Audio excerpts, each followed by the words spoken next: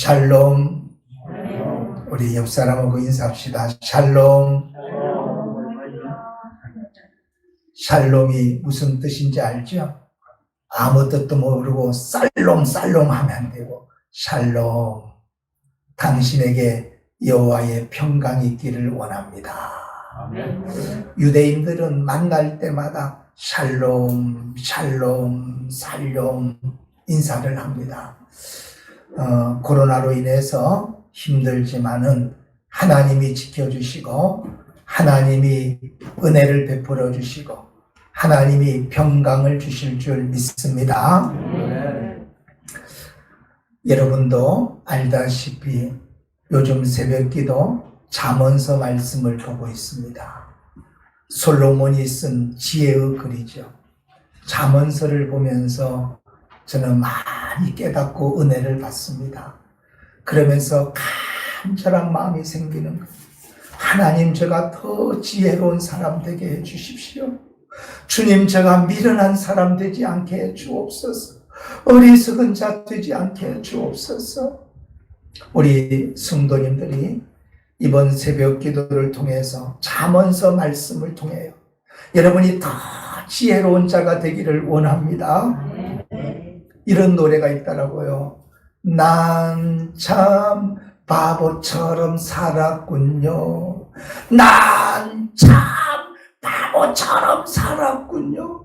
그런 노래 있더라고요. 양 집사님, 그런 노래 있어요? 그런 노래 있어요. 우리가 바보처럼 살았다는 거예요. 미련하게 살아왔다는 거예요. 지금도 미련하게 살아가는 많은 사람들이 있습니다. 우리 성도님들, 잠언서를 통해서 미련한 자가 아니라 지혜로운 자가 되기를 주님의 이름으로 축복합니다. 아멘. 미련하기 때문에 망하는 거예요. 미련하기 때문에 사기를 당하는 거예요. 미련하기 때문에 늘 끌려다니는 거예요. 어제 이렇게 식당에 갔는데 식당 앞에 한 40대 돼 보이는 아줌마하고 그 앞에 중학생처럼 보이는 딸이 있습니다. 엄마가 그 아이에게 막 나무라는 거예요. 내가 봐도 마음이 안 좋은 거예요. 그 어린 예쁜 딸에게 왜 저렇게 나무라는가. 그러니까 아이가 고개 푹 숙이고 듣고 있다가 이제 들어와서 밥을 먹어요. 제 옆에 앉았습니다. 보니까 아버지하고 아들하고 엄마하고 딸, 네 식구 와서 콩나물 해장국 먹고 있는 거예요. 그래서 제가 옆으로 쳐다봤어요. 그 아이가, 여자아이가 어떻게 먹는지, 그렇게 야단을 맞고 그래도 잘 먹더라고요.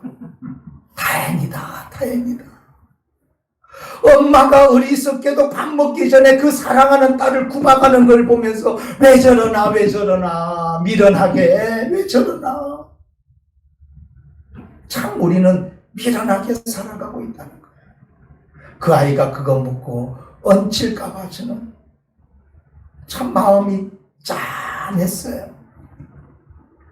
여러분, 잠언서에서 주시는 말씀을 보면은 잠언서는 지혜로운 자와 어리석은 자를 이야기하고 있습니다. 지혜로운 자와 어리석은 자, 그리고 부지런한 자와 가난한 자를 얘기하고 있어요. 또 오늘 설교 제목처럼 의인과 악인을 이야기하고 있습니다. 의인과 악인. 의롭게 사는 자와 악하게 사는 자 이야기를 하고 있어요. 오늘 본문을 우리가 한번 읽어보도록 할게요. 19절 말씀이에요. 19절 같이 읽어봅니다. 악인은 선인 앞에 엎드리고 불의한 자는 의인의 문에 엎드리느니라. 악인에 대해서 말해주고 있어요. 악인은 선인 앞에 엎드려지고 불의한 자는 의인의 문에 엎드리느니라. 악인과 의인의 이야기를 하고 있어요. 32절이에요. 32절 읽어봅니다. 악인은 그의 환난에 엎드려져도 의인은 그의 죽음에도 소망이 있느니라. 악인은 환난이 와서 엎드려지지만, 악인은 환난이 와서 망하게 되지만 의인은 죽음이 와도 소망이 있느니라. 의인과 악인에 대해서 말씀하고 있어요. 성경을 보니까 의인과 악인에 관한 말씀이 약 80여 번 나오고 있습니다. 잠언에서 가장 많이 나오고 있어요. 저는 여러분이 의인이 되기를 주님의 이름으로 축복합니다. 이 성경에서 주시는 말씀은 의인은 흥하게 되고 의인은 복을 받고 의인은 하나님이 사랑하지만 악인은 망하게 됐고 악인은 심판을 받게 되고 악인은 결국 형벌을 면치 못할 것이라고 말하고 있습니다. 제가 말씀을 읽어드릴 테니까 잘 들으세요. 졸지 말고 잘 들으세요. 시편 13편 9절에 의인의 빛은 환하게 빛나고 악인의 등불은 꺼지느니라. 시편 1편 6절에 무릇 의인들의 길은 여호와께서 인정하시나 악인들의 길은 망하리로다. 시편 11편 5절 여호와는 의인을 감찰하시고 악인의 폭력을 좋아하는 자를 마음에 미워하시는도다. 악인과 폭력을 좋아하는 자를 하나님이 미워하시느니라. 시편 37편 17절에 악인의 팔은 부러지나 의인은 여호와께서 붙드시느니라. 악인의 팔은 부러지지만 의인을 하나님이 붙들어 주신다. 잠언 3장 33절에 악인의 집에는 여호와의 저주가 있거니와 의인의 집에는 복이 있느니라. 악인의 집에는 여호와의 저주가 있지만 의인의 집에는 복이 있느니라. 아멘. 여러분의 집이 의인의 집이 되어서 하나님의 복이 있기를 바랍니다. 악인의 집에는 저주가 있느니라. 악인의 집에는 저주가 있다는 거예요. 잠언 10장 6절에 의인의 머리에는 복이 임하나 악인의 입은 독을 머금느니라. 의인의 머리에는 하나님의 복이 임하지만 악인의 입에는 독이 있느니라. 잠언 12장 7절에 악인은 엎드려져서 소멸되려니와 의인의 집은 서 있으리라. 악인의 집은 소멸되지만 의인의 집은 서 있느니라. 잠언 12장 21절에 의인에게는 어떤 재앙도 임하지 아니하려니와 악인에게는 앙화가 가득하리라. 여러분, 의인의 집에는 뭐가 많다고요? 많은 보물이 있을 것이다. 의인의 집에는 많은 보물이 있을 것이다. 그러나 악인에게는 앙화가 가득하리라. 따라해 봅시다. 앙화. 앙화라는 것은 뭐냐? 제가 찾아보니까 온갖 재앙이라고 말하고 있어요. 여러분, 악인의 집에는 온갖 재앙들이 있다는 거예요.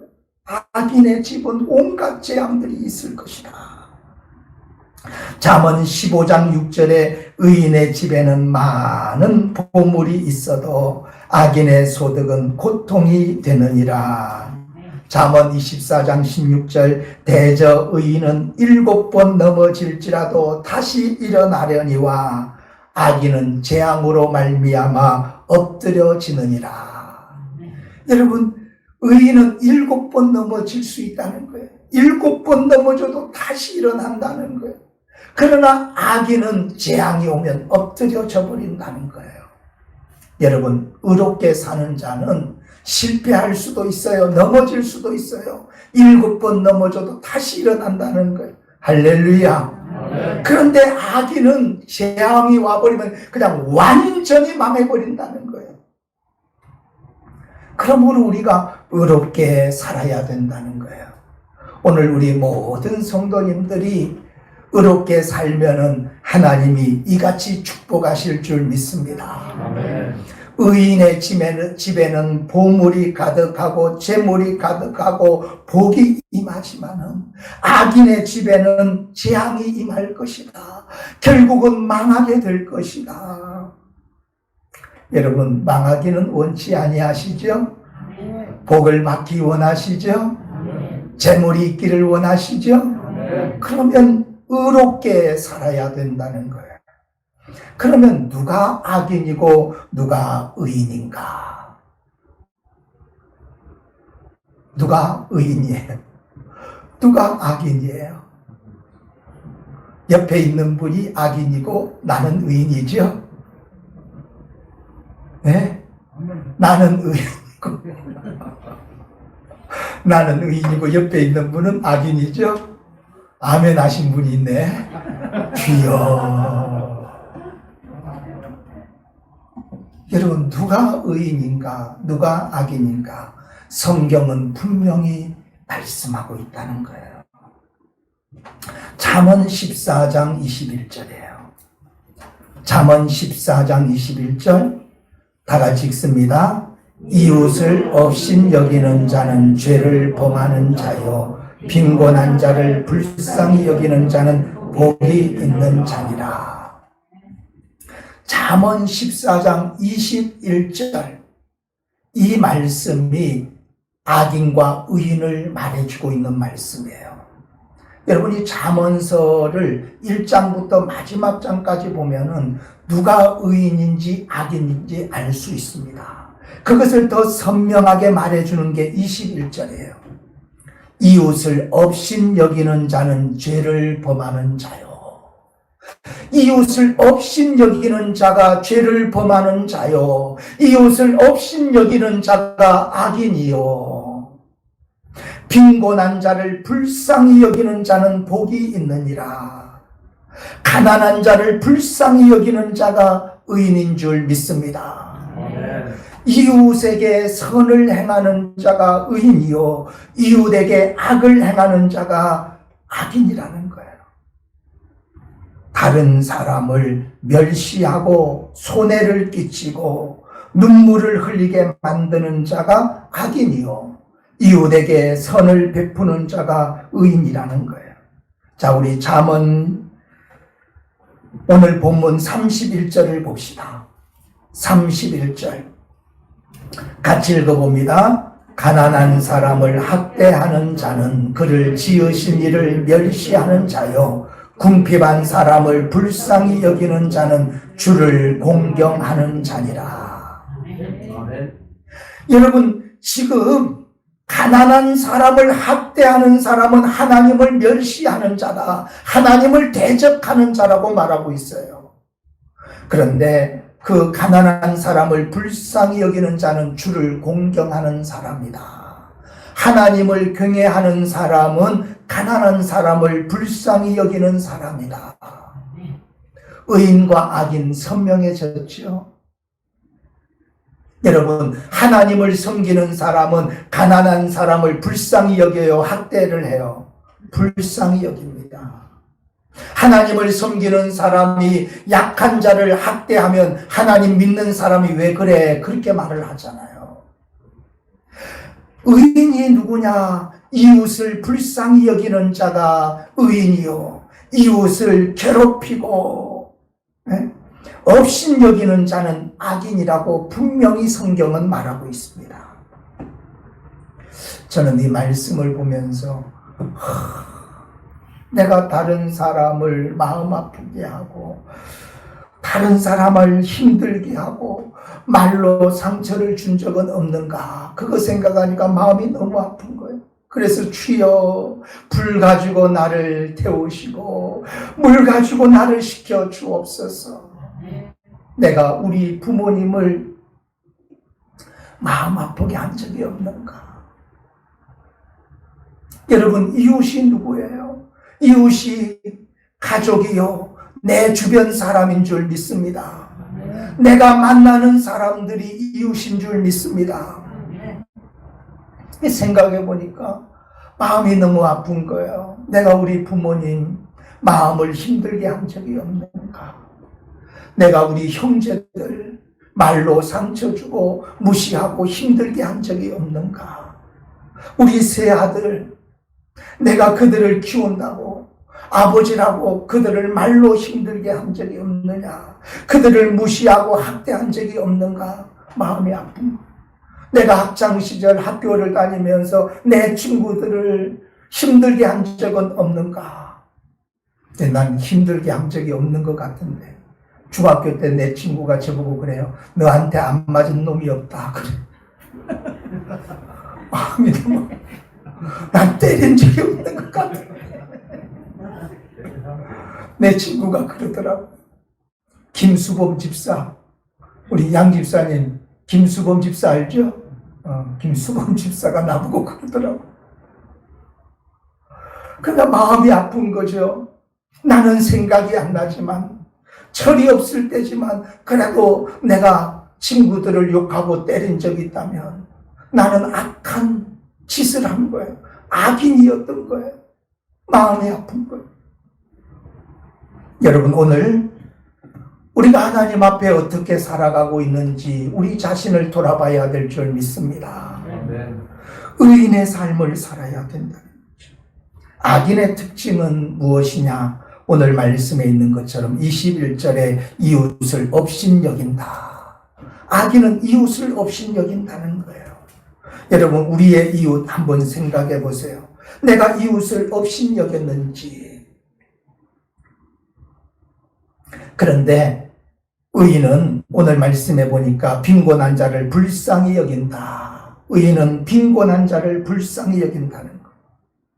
사람을 존중하는 것이 의인의 삶인 줄 믿습니다. 그러나 사람을 무시하는 것, 가난하다고, 병들었다고, 나보다 지위가 낮다고, 나이가 어리다고 무시하는 것은 그것은 악한 일이라고 주님은 말하고 있습니다. 우리 성도님들 식당에 가서 그 종업원들 무시하는 거 그거 악한 겁니다. 그 사람이 상처를 받는 거. 내 돈 먹고 내가 돈을 내는데 나는 손님은 왕이다. 악한 거예요. 여러분, 존중해 주시기를 주님의 이름으로 부탁합니다. 아멘. 여러분, 식당의 종업원들과 주인들이 가장 무서워하는 게 교인들이에요. 교인들은 오면 시끄럽다는 거예요. 그리고 막 엉망으로 해놓고 간다는 거예요. 그리고 종업원들에게 막말한다는 거예요. 그게 악한 거예요. 사람을 존중해야 돼요. 병들었다고 무시하고, 늙었다고 무시하고, 돈이 없다고 무시하고, 그것은 악한 일이죠. 여러분, 인권이 뭐예요? 우리 요즘에 인권에 대해서 이야기하고 있는데, 인권은 뭐냐? 사람은 존중받아야 된다. 그건 인권이에요. 사람은 존중받아야 돼요. 누구나, 모든 사람은 존중받아야 된다는 거예요. 그런데 제가 마음 아픈 것은 개는 존중하는데 사람은 존중하지 않는다는 거예요. 너무 마음이 아픈 거예요. 여러분, 사람은 존중해야 될 줄 믿습니다. 오늘 여러분들이 내 주변 사람들 존중했는지 여러분 생각해 보세요. 아니면 무시했는지, 함부로 했는지. 예수님은 우리에게 말씀합니다. 소자에게 한 것이 내게 한 것이니라. 약한 자에게 한 것이 바로 나에게 한 것이니라. 오늘 가난한 자를 멸시하는 자는 여호와를 멸시한 것이다. 주님이 말씀하고 있잖아요. 예수님도 말씀하셨어요. 약한 자에게 한 것이 바로 나에게 한 것이다. 악한 자의 특징은 이웃을 비난한다는 거예요. 이웃에 대해서 함부로 말하고 이웃을 비난한다는 거죠. 잠언 4장이에요. 잠언 4장. 잠언 4장 24절 말씀을 봅시다. 잠언 4장 24절 같이 읽습니다. 구부러진 말을 내 입에서 버리며 삐뚤어진 말을 내 입에서 멀리하라. 여러분, 악한 자는 구부러진 말을 하고 삐뚤어진 말을 한다는 거예요. 따라해 봅시다. 말을 바로 하시오. 우리가 그런 얘기 하잖아요. 아니, 말을 바로 하시오. 왜요? 성경에 보니까 구부러진 말이 있고 삐뚤어진 말이 있다는 거예요. 구부러진 말, 삐뚤어진 말 하니까 바른 말 하라는 거예요. 악한 자는 이웃에 대하여 구부러진 말, 삐뚤어진 말을 한다는 거예요. 그게 뭐냐? 여러분, 구부러진 말은 더러운 말을 말하고 있습니다. 더러운 말. 삐뚤어진 말은 거짓말을 말하고 있어요. 우리가 말을 할 때 더러운 말, 거짓말을 한다는 거예요. 악한 자는 이웃에 대하여 더러운 말, 그리고 거짓말을 한다는 거예요. 여러분들은 거짓말 안 하시죠? 해놓고도 안 그런 척 하고 있는 분도 있고, 또 이렇게 시인하는 분이 계시네요. 앞으로는 하지 마시기 바랍니다. 네. 여러분, 금방 탄로날 거짓말을 하는 사람들이 있습니다. 여러분, 6장 12절을 보세요. 잠언 6장 12절. 잠언 6장 12절 읽습니다. 불량하고 악한 자는 구부러진 말을 하고 다니며. 자, 여러분, 악한 자는 구부러진 말을 하고 다닌다. 이 구부러진 말이 뭐예요? 더러운 말을 하고 다닌다는 거예요. 악한 자는 이웃에 대하여 더러운 말, 거짓말을 하고 다닌다는 거예요. 우리 성도님들은 남에 대해서 절대로 더러운 말, 거짓말 하지 말기를 주님의 이름으로 축원합니다. 여러분, 나무 말 하느니 참으로 팔굽혀펴기 하세요. 나무 말 하느니. 왜 팔굽혀펴기 하면 건강이라도 좋아지지. 그런데 나무 말 하는 것은 어때요? 죄를 짓게 된다는 거. 남의 말. 여기 앉아 계신 분들도 남의 말 한 적 있지요? 또 여러분, 동참죄를 짓지 말아요. 동참죄. 남이 그 말했다고 그 말을 옮기면 안 되는 거예요. 확인도 안 해보고 옮기면 안 되는 거예요. 지난 주간에 우리 용인에 있는 직원들 중에 저에 대해서 얘기를 했다는 거예요. 저에 대해서. 뭐라고 말했냐면은 우리 대표님은 좋은 대표가 아니라서 퇴직금을 안 주려고 9개월째 되면 다 잘라버린다. 그 얘기를 했다는 거예요. 와, 그 말을 듣는데 제가 막 충격이 오는 거예요. 아니, 내가 그렇게 나쁜 사람인가? 왜 나를 그렇게 말하는지. 그런데 여러분, 그 말을 또 옮기는 사람이 있어요. 근데 거기서 더 옮겨가지고 우리 대표님은 더 나쁘다고 또 하겠죠. 그게 점점 불어나면 어떻게 되는 거예요? 나는 이제 죽일 놈이 되는 거예요. 맞아요, 안 맞아요? 네. 그럼 여러분, 확인을 해보지도 않고, 그죠? 그런 말을 들었으면 확인을 해보지도 않고 또 자기도 얘기를 하는 거예요. 이게 바로 동참죄예요. 여러분도 그런 적 있어요, 없어요? 있죠? 여러분, 확인하지 않았다면, 그 사람 입에서 내가 직접 듣지 않았다면 그 말을 옮기지 마세요. 그게 더러운 말이에요. 얼마나 힘들게 하는 거예요. 그날 저녁에 잠이 잘 안 오려고 그러더라고요. 그 말 듣고. 그런데 어때요? 자고 나니까 주님이 편안을 주는 거예요. 그래, 내가 부족하니까 그런 말이 있구나. 내가 더 온전해야지 그런 마음으로 일어섰지만 다른 사람들은 그런 말 들으면 어때요? 상처를 받는 거예요. 그래서 심지어는 우울증에 빠지고 자살해 죽는 거예요. 뭐 때문에? 말 때문에. 더러운 말, 거짓말 때문에. 나는 그냥 거짓말, 그냥 나는 쉽게 말했지만 다른 사람은 그 말 때문에 밤잠을 못 이루고 그리고 우울증에 빠지고 죽게 된다는 거예요.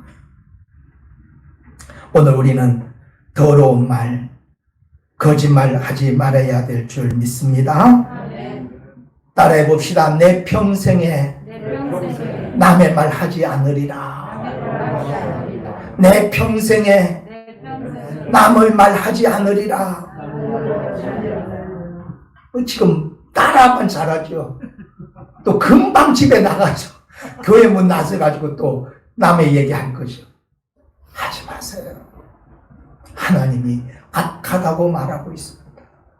악하다고 말하고 있습니다.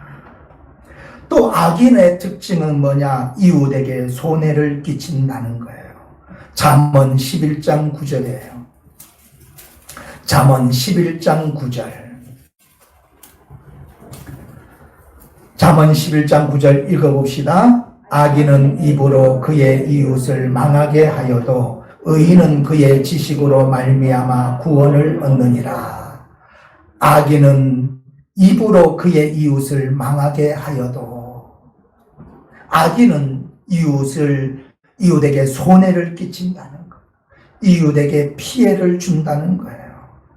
여러분 한번 봅시다. 또 시편 37편 21절, 시편 37편 21절, 시편 37편 21절 읽습니다. 악인은 꾸고 갚지 아니하나 의인은 은혜를 베풀고 주는도다. 악인은 꾸고 갚지 않는다는 거예요. 여러분 꾸었으면 줘야 되잖아요. 이웃에게 손해를 끼치는 것이 악인이라는 거예요. 우리가 살아오면서 다른 사람에게 피해를 준 적이 없는지 여러분 생각해 보세요. 저는 이 말씀을 보면서 과거는 돌이킬 수 없지만 앞으로는 내가 다른 사람에게 손해를 끼치는 일은 절대로 없어야 되겠다. 오히려 도와주고 오히려 베푸는 사람이 돼야 되겠다. 간절히 주님 앞에 기도했어요.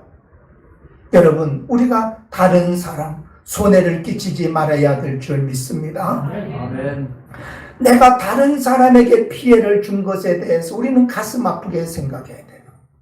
여러분 내가 억울하게 피해를 당하면은 얼마나 힘들어요. 내가 억울하게 다른 사람 때문에 피해를 봤어요. 잊을 수가 없죠. 막 이를 갈게 되죠. 원수가 되는 거예요. 여러분 우리가 다른 사람에게 피해를 주지 말아야 돼요. 아합왕을 여러분 알 겁니다. 아합왕. 그 부인이 이세벨이에요. 참으로 악한 왕이었죠. 아합이 왕이 되었는데 왕궁 옆에 나봇의 포도밭이 있어요. 포도밭이 너무 좋은 거예요. 아니 자기는 지금 왕인데 자기 백성의 포도밭이 탐이 나는 거예요. 그것 때문에 잠을 못 이루는 거예요. 아이고 저거 포도밭 내가 가졌으면 좋겠다. 여러분 지금 아합은 왕이잖아요. 왕. 그러니까 이세벨이 남편한테 얘기해요. 왜 그렇게 잠을 못 이루냐. 그러니까 나봇의 포도밭 얘기하는 거예요. 그 이세벨이 뭐라고 그래요. 아이고 바보처럼 뭐 그렇게 끙끙거리냐. 죽이고 뺏으면 되지 않냐. 당신이 왕인데 죽이고 뺏으면 되지 않냐. 이런 부인이 중요해요. 따라해 봅시다. 여자가 중요하다.